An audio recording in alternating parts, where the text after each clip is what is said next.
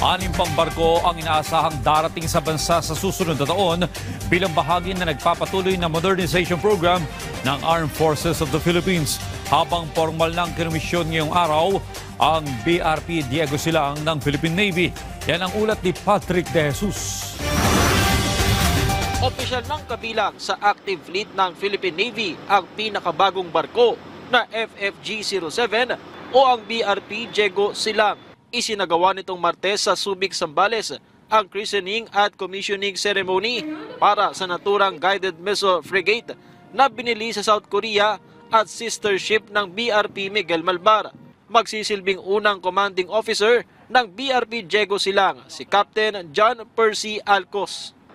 Setyembre nang dumating dito sa Pilipinas ang BRP Diego Silang. Matapos itong ikomisyon sa serbisyo ngayong araw, inaasahang sasabak na ito sa iba't ibang pagsasanay at pagpapatrolya sa mga karagatang sakop ng bansa, kabilang na ang West Philippine Sea.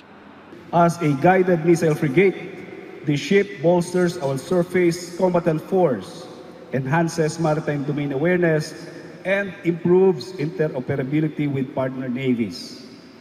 Most importantly, it enables a more persistent presence in our waters, especially in the West Philippine Sea.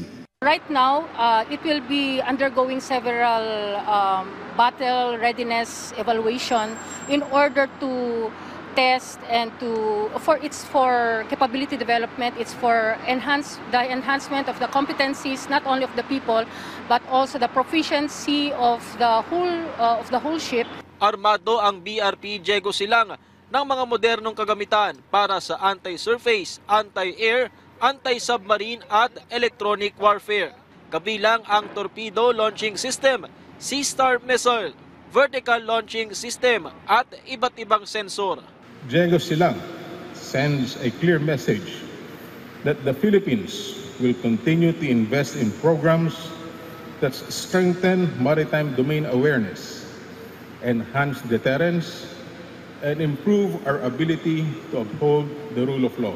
Sa susunod na taon, 6 na bagong barko pa para sa Philippine Navy ang inaasahang darating, kabilang ang offshore patrol vessels na binili rin sa South Korea. Patrick De Jesus para sa Pambansang TV sa Bagong Pilipinas.